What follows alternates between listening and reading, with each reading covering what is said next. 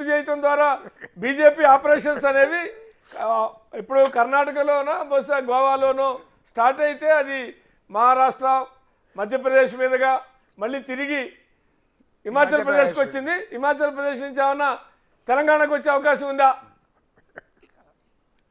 ఒక్క విషయము పివి గారు, మామూలుగా అధికార పార్టీలో ఉన్న వాళ్ళు కావచ్చు, ప్రతిపక్ష పార్టీలో ఉన్న వాళ్ళు కావచ్చు, ఏ పార్టీలో ఉన్నవారైనా కానీ ఇప్పుడు పార్టీలు మారారనుకోండి, మారినప్పుడు ఒకవేళ పోయి బీజేపీలో జాయిన్ అయితేనేమో వాళ్ళ ఆకర్షణ శక్తి వాళ్ళు ఏదో మాయం మంత్రం చేసి వాళ్ళని గుంజుకెళ్ళారు అని అంటాం. మరి ఇక్కడ మన రాష్ట్రంలో కాంగ్రెస్ ప్రభుత్వంలోకి వచ్చిన తర్వాత ఎన్ని మున్సిపాలిటీలలో కౌన్సిలర్లు మారారండి? ఎన్ని చోట్ల చైర్మన్లు కొత్త వారు వచ్చారు, కాంగ్రెస్ సైడ్ వాళ్ళు వచ్చారు. ఇవి అయితే కాంగ్రెస్ వాళ్ళు పైసలు పెట్టే కొనుక్కున్నారా ఆ కౌన్సిలర్లందరినీ?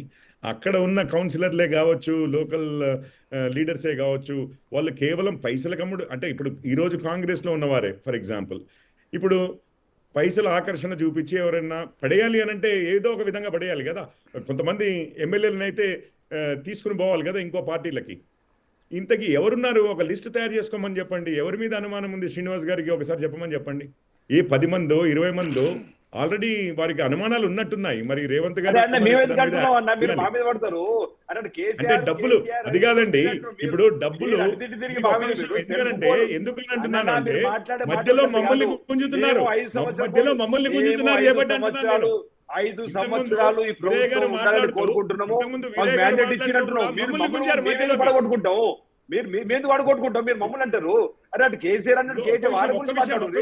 మేము ఎందుకు కొడతామన్నా? ఒక్క విషయం అయితే మీరు పడగొట్టుకోకపోతే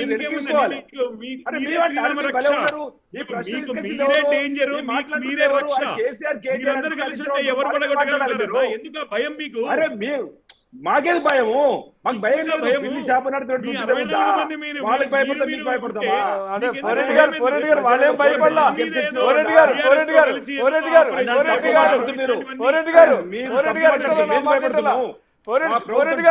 వాళ్ళేం భయపడ్డా ఉంటుందా? ఎందుకు ఈ రకంగా బీఆర్ఎస్ ఎందుకు కామెంట్ చేస్తున్నారు తప్ప వాళ్ళు భయపడుతున్నారు?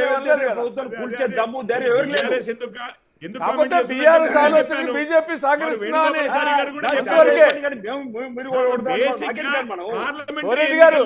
కిషన్ రెడ్డి గారు ఒక్క నిమిషం ఇప్పుడు బీఆర్ఎస్ ఆలోచనకి ఖాళీ అవుతారేమో చారి గారు మాట మళ్ళీ కదా అంటాడు.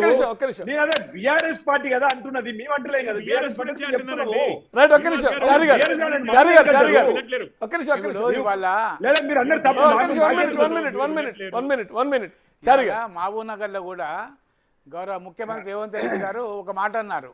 యథాలాపంగా అన్నారో ఏదో కానీ నరేంద్ర మోడీ గారు 10 సంవత్సరాలు పరిపాలించాలి, కేసీఆర్ గారు 10 పరిపాలించాలి, మరి మేము 3 నెలలు కాలేదు మా ప్రభుత్వం కూలగొట్టుకోవాలన్నా అని చెప్పేసి వారే అంటే ఆటోమేటిక్ అంటే ఒక్కసారి ఎవరో అన్నందుకు అందరి మంత్రులు ఈరోజు మేము ఖచ్చితంగా బహిరంగ సభ చూడసేనన్నా ప్రతి బహిరంగ సభలో కూడా ఈ కుట్రలు మీరు సాగాయి, మేము 5 ఏళ్ళు ఉంటాము. అరే ఉండవనే కొడుతున్నాం కదా, మీరే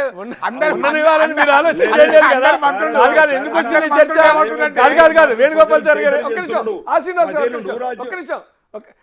నేనేమంటున్నా, అసలు ఎందుకు ఈ చర్చకి తెరలేపింది ఎవరు? బీఆర్ఎస్ పార్టీనా కాదా? బీఆర్ఎస్